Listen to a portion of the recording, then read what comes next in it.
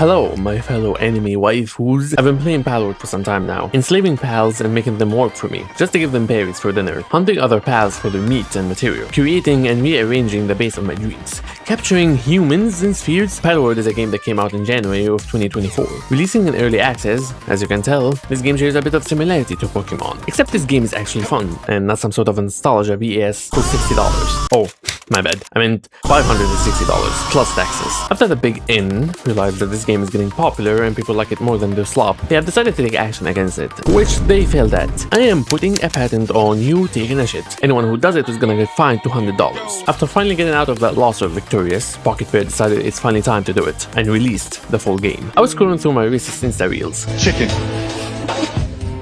Till I got a reel about the game, and I saw one pal that got my interest, and I was like, it's time to goon.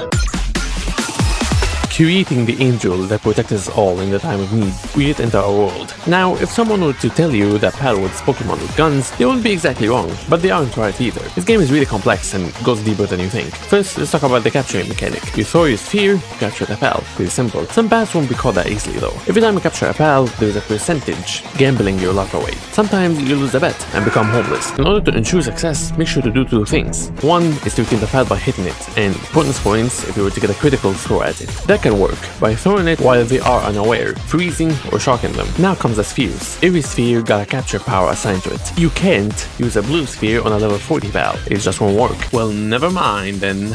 Never mind. So getting a better sphere is optimal during the latter levels. Using modules to increase your capture power, curve module sucks ass, and I still don't know how to use it. As you can see, it goes pretty deep. Something no woman has ever told me before. And this was just a capturing mechanic. Now that you got your first few pals, it's time to make your base, which I'm really bad at. I have never been good at making bases in any game ever. Like, this is my Minecraft house, and I'm happy with it. You guys are much more imaginative, I assume, so just go for it. Crafting weapons, cooking food, and farming isn't gonna be done on its own. In order to do all of that, you need a base. Base these nuts on your mouth. Allowing your pals to work on such items is the key. You can't do all of that yourself. You can't just put any pal out there to work for you either. Every pal has its attributes. Some can plant and harvest, some can mine and log, some can cook, and some can help with crafting. Every one of those attributes also has a level. A level 1 kindling is obviously worse than a level 5 kindling. The higher the level, the faster this pal will do its job. That's why you should always look for upgrading your base. The more you upgrade, the more pals are allowed in your base. The more you level up, the more you gain technology points, which will allow you to open up stuff you can craft, which relates to your pal. Now, your pals aren't human, so they need to be kept from going insane, and that's where the sanity comes in. Sanity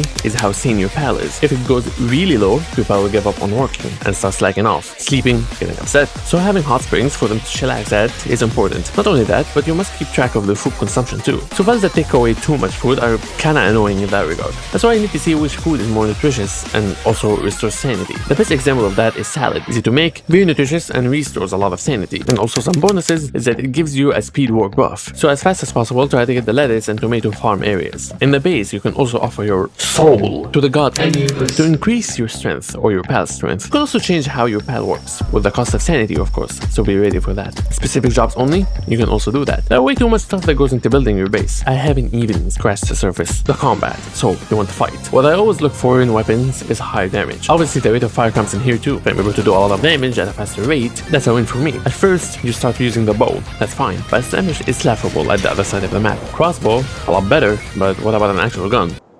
My favorite for now is the revolver. High damage, not too fast rate of fire, but not too slow either. I do like the assault rifle too, but the ammo part is kinda annoying. Swords. Now the katana might be peak, but there I will introduce you to the cat sword. Hit the enemy like a sword would, and launch cats from it that keeps ricocheting. Might be better, I don't know. You're not the only one fighting though. You have your trusty pals with you. They consist of 5 members. Usually have 2 for transportations, and the others are fighters. Now pay attention because this is important. If you want your pals to do the maximum damage possible, you have to know your elements. Some pals have 1 attached to it, some have 2. Elements are important in knowing which pal is weak to what. Fire is weak to water, water is weak to electricity, dark is weak to dragon, but strong against neutral pals. If you know that you are going to an area with a lot of fire related pals, having a water one is optimal, leading you to killing the enemy faster and easier. Upgrading your pals and making sure they are not hungry is also important. Trust level also increases your pal stats. Some pals have skills that buff other pals. If you want to control pals having what skills, you need the surgery table, where you can run experiments on it and even change their gender. Why did you change Lavender into a female? Joker! The exploration in this game is also amazing, but due to the fact of how detailed the base building is in this game, it took me a while to explore the map. Matter of fact, I still haven't been to some areas, different biomes, different level pals. While running around the map, you will find a lot of things, including dungeons, where you get to explore a very focused area, fighting pals that normally don't spawn in the world. Chess. Yes please. How does this even work? And at the end of the dungeon, you get to fight a boss. During the half point of the game, you will start to run into faction bases, and they are what you would expect. Big, fat man guarding a sport pal with a minigun. Have some shame. Settlements. Indulge yourself in capitalism and drain the entire merchant of resources because you know how to farm money. Side missions are more likely to occur in this place. Show me this pal. How about I show you this pal bosses are also scattered around the map if you want to challenge yourself or, well, enslave some of them. Fishing. I hate the fucking place! I think I'm in the wrong game. While exploring, you might also run into predator pals.